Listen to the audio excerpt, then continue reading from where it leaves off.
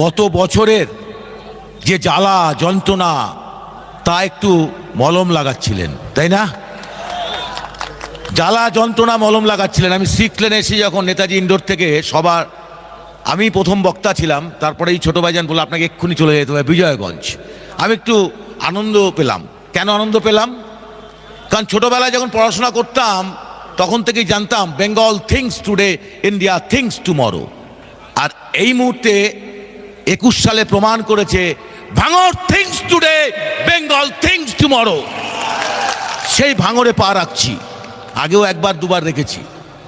সুতরাং ভাইজান বলার সাথে সাথে আমি বললাম আপনি যাবেন না? বললো না না, ছেলেরা করছে। তা কারিমুলের বক্তব্য শুনছিলাম। এই তো চাই আজ 21শে জানুয়ারি চতুর্থ বার্ষিকীতে আপনি মমতা ব্যানার্জি, আমি নিজে রাজ্য কমিটির সভাপতি, সহ সভাপতি, সিনিয়র লিডার হিসাবে দীর্ঘ 1 মাস 1.5 মাস ধরে প্রত্যন্ত উত্তর 24 পরগনার কানায় কানায় প্রতিটি বুথে বুথে ঘুরে ঘুরে মোটর সাইকেল নিয়ে, আমাদের চোরাই টাকা নেই, আমরা স্করপিও নিয়ে ঘুরি না, আমরা যে দলের নেতাই থাকি সাইকেল নিয়ে ঘুরে আমরা রাজনীতি করি, পায়ে হেঁটে রাজনীতি করি। ঘুরে 21শে জানুয়ারি 2024 সালের কলকাতা চলো ডাককে যে আবেগ দেখেছি, যে আবেগ আমরা দেখেছি কর্মীদের মধ্যে, যে জনরোষ দেখেছি, গত বছরে ছোট ভাইজানের 42 দিনের জেল খাটা, ভাঙড়ের আমাদের 68 জনের 82 দিনের জেল কাটা, পঞ্চায়েতের আমাদের কাছ থেকে সমস্ত কেড়ে নেওয়া, সে সমস্ত ক্ষোভ জ্বালা যন্ত্রণা সমস্ত বুথে বুথে গিয়ে অনুভব করেছি।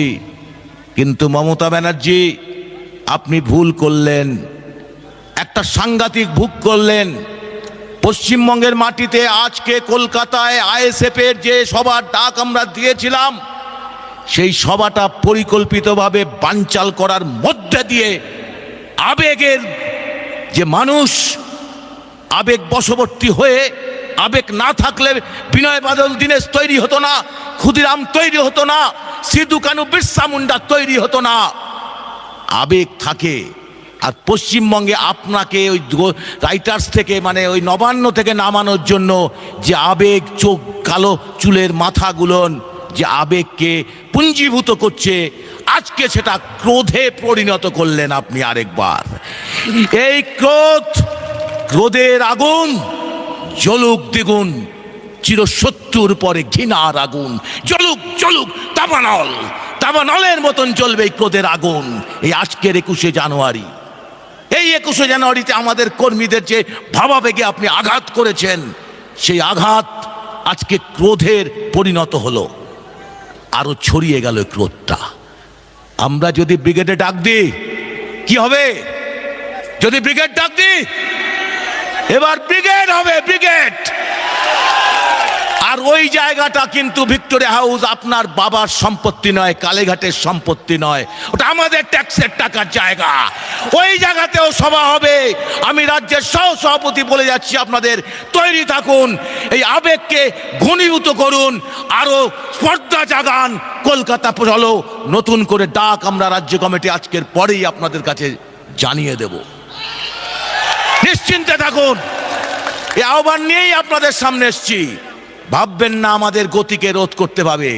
হয়তো আজকে 60,000 70,000 1 লাখ হতো, মমতা ব্যানার্জি আজকে এমন কাজটা করে দিলেন, ওটা ব্রিগেড ভরে যাবে, আর ঠেকানোর জায়গা নেই। বেশ, আরে নটোরিয়াস ক্রিমিনালরা কি বলে ওই নিয়ে উত্তর দিন। আমাকে মিডিয়া জিজ্ঞাসা করে, প্রায় জিজ্ঞাসা করে, জানেন।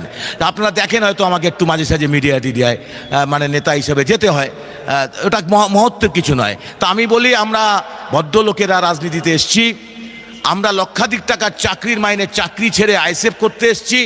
আমাদের ওই বিড়ি খেতাম আর এখন স্করপিও ঘুরি না, বরঞ্চ লক্ষাধিক টাকার চাকরি ছেড়ে দিয়ে এসে স্কুটি নিয়ে ঘুরে রাজনীতি করি। তফাৎটা এইখানে।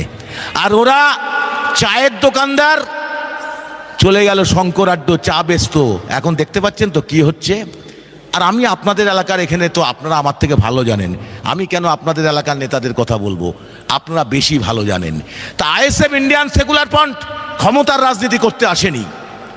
নওশাদ সিদ্দিকী বারবার আমাদের চেয়ারম্যান, আমাদের মুখ, হয়তো আপনারা বলতে পারেন আমরা অভিজ্ঞ সিনিয়র লিডার, পার্টির মুখ নওশাদ সিদ্দিকী কেন? এটাই তো আজকে বড় প্রশ্ন। দীর্ঘ 40 বছর ধরে মানুষ খুঁজছিল এমন একটা মুখ, যে মুখটা পশ্চিমবঙ্গের মাটিতে আগামী দিনের নতুন ভবিষ্যৎ গড়ে তুলবে, নতুন প্রজন্মকে একটা পথ দেখাবে। সেই পথটা দেখাচ্ছেন আমাদের পার্টির চেয়ারম্যান, 32 বছরের একটা যুবক নওশাদ সিদ্দিকী, এবং যে চোখের মণি, আমাদের সকলের মণি।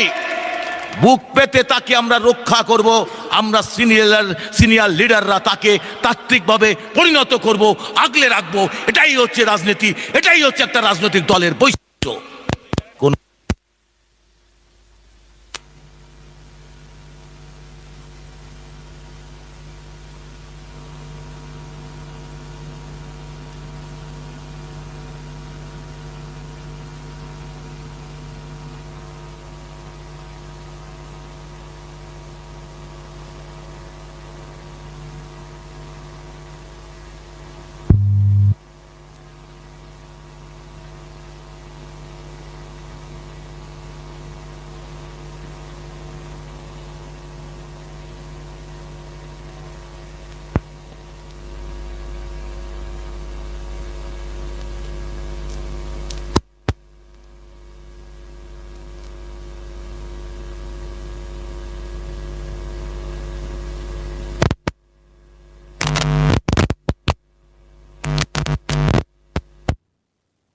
স্টেশনে এসে দাঁড়ালাম, ভাইজান চলেন চা খাই। 4 পয়সা আমাদের দিতে হলো না, সমস্ত টোটোওয়ালারা অটোওয়ালারা পয়সা দিয়ে দিল, বের করে নিল, কিছুতেই আমাদের পয়সা দিতে গেল না। আমি সেদিনকে চা শ্রমিকদের মিটিং করে ফিরছি, সেখানেও জলপাইগুড়ি স্টেশনে যখন গল্প করছে ওরা ঘিরে ধরলো আমাকে, ভাইজানকে আনলেন না? এই হচ্ছে নওশাদ ভাই।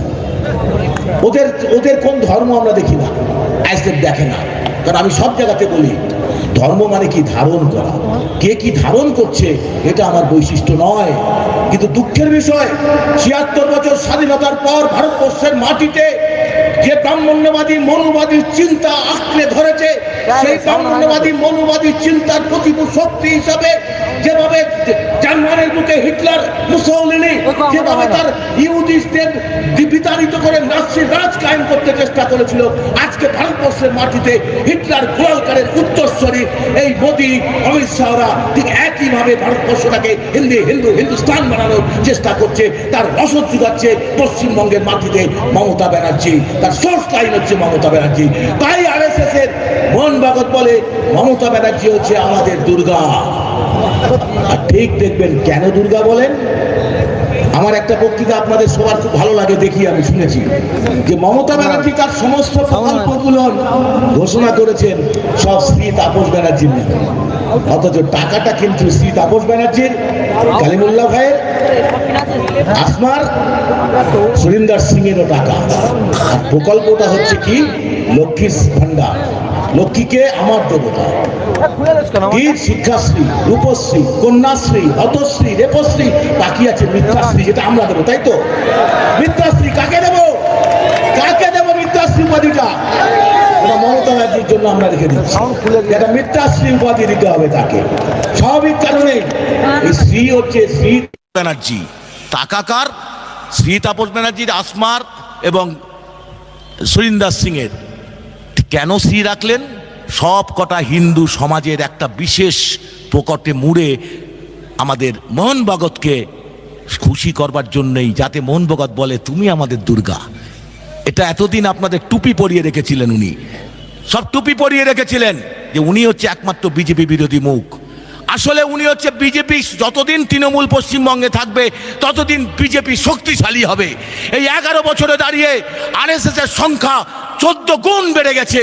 এই 11 বছরে আরএসএস এর সংখ্যা, রাষ্ট্রীয় স্বয়ংসেবক সংঘের সংখ্যা, যাদের মূল শত্রু বাম আর ইসলাম, সেইটাই হচ্ছে বিজেপি, আর তার তোষর হচ্ছে তৃণমূল।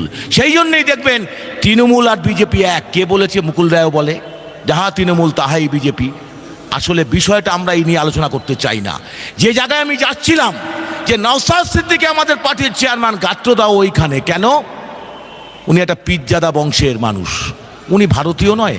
বাহ, কি অদ্ভুত! পিজ্জাদা কি রাজনীতি করতে পারবে না? আসলে ব্যাপারটা না, ওটা হচ্ছে যাদেরকে এতদিনভাবে ধর্মীয়ভাবে সংখ্যালঘু নিষ্পেষিত করার চেষ্টা করা হয়েছিল, তাদের ঘর থেকে কেউ নেতা হয়ে উঠে আসুক, ডেঞ্জারের ব্যাপার। আবার মমতা ব্যানার্জিকে ছাড়িয়ে চলে যাচ্ছে পপুলারিটিতে, অভিষেককে ছাড়িয়ে চলে যাচ্ছে। সুতরাং ওকে রোখো, ওকে 42 আটকে দেখো, চাপ দাও, যদি আমাদের পার্টিতে জয়েন করাতে পারে। কিন্তু পারেনি। এ তো সে বান্দা নয়, নওশাদ সিদ্দিকী সে বান্দা নয়, কোটি টাকায় তাকে বিক্রি করা হয় না। কারণ তার রাজনীতির প্রয়োজন ছিল না, শুধু পায়ের পা দিয়ে বসে থাকতেন, লোকে টাকা দিয়ে যেত। টাকা রোজগারের জন্য কিন্তু নওশাদ সিদ্দিকী রাজনীতি করতে আসেনি, তাপস ব্যানার্জিও রাজনীতি করতে আসেনি, এটা জানতে হবে।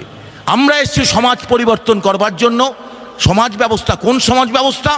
এই যে সামন্ততান্ত্রিক, আধা সামন্ততান্ত্রিক এবং ফ্যাসিবাদী ব্যবস্থা, গণতান্ত্রিক অধিকার হরণের যে ব্যবস্থা কায়েম হয়েছে, যেটা আমাদের মমতা ব্যানার্জি করছে, মোদি করছে, দুজন একই সূত্রে গাঁটছড়া বেঁধে ভারতবর্ষটাকে শেষ করছে, আর আমাদের রাজ্যটাকে শেষ করছে মমতা ব্যানার্জি। সেই সমাজ ব্যবস্থা পরিবর্তন করতে গেলে একদিনে সেটা সম্ভব নয়, এটা দীর্ঘস্থায়ী সংগ্রাম। রাজনীতি যদি আপনারা মনে করেন শুধুমাত্র আজকের মধ্যে আমরা হেরে গেলাম, ব্যাপারটা তাই নয়। দীর্ঘস্থায়ী লাগাতার মানুষের কল্যাণে লেগে থাকতে হবে, নিঃস্বার্থভাবে লেগে থাকতে হবে। তার মধ্যে দিয়ে আমাদের রাজনীতিকে পরিস্ফুটিত করে তুলতে হবে। আমি দীর্ঘ সময় নেব না, অনেকক্ষণ ধরে সভা চলছে। শুধু শেষ কথা, আজকের এই সভা থেকে আপনাদের সামনে আহ্বান রাখছি, আপনাদের সামনে আহ্বান রেখে যাচ্ছি যে আজকের এই সভা থেকে শপথ হোক, পঞ্চায়েত নির্বাচনে আমাদের যে অধিকার কেড়ে নেওয়া হয়েছে তার বিরুদ্ধে লড়াইয়ের শপথ। আজকের শপথ হোক, ভারতবর্ষের মাটি থেকে বিজেপি, ফ্যাসিবাদী বিজেপিকে সরানোর শপথ গ্রহণ করা হোক। পশ্চিমবঙ্গের মাটি থেকে স্বৈরাচারী গণতন্ত্র দুর্নীতিগ্রস্ত তৃণমূলকে সরাবার শপথে গ্রহণ করেই আগামী দিনে কলকাতার রাজপথকে স্তব্ধ করে দিয়ে আমাদের বিশাল সমাবেশের মধ্যে দিয়ে লোকসভা নির্বাচনে আমাদের বিজেপিকে পরাস্ত করা, তৃণমূলকে পরাস্ত করার মধ্যে দিয়ে বিজেপিকে তাড়ানোর লক্ষ্যকে সামনে রেখে আপনারা এগিয়ে চলবেন। এই আহ্বান রেখে সবাইকে সংগ্রামী অভিনন্দন জানিয়ে আমার বক্তব্য শেষ করছি। ইনকলাব।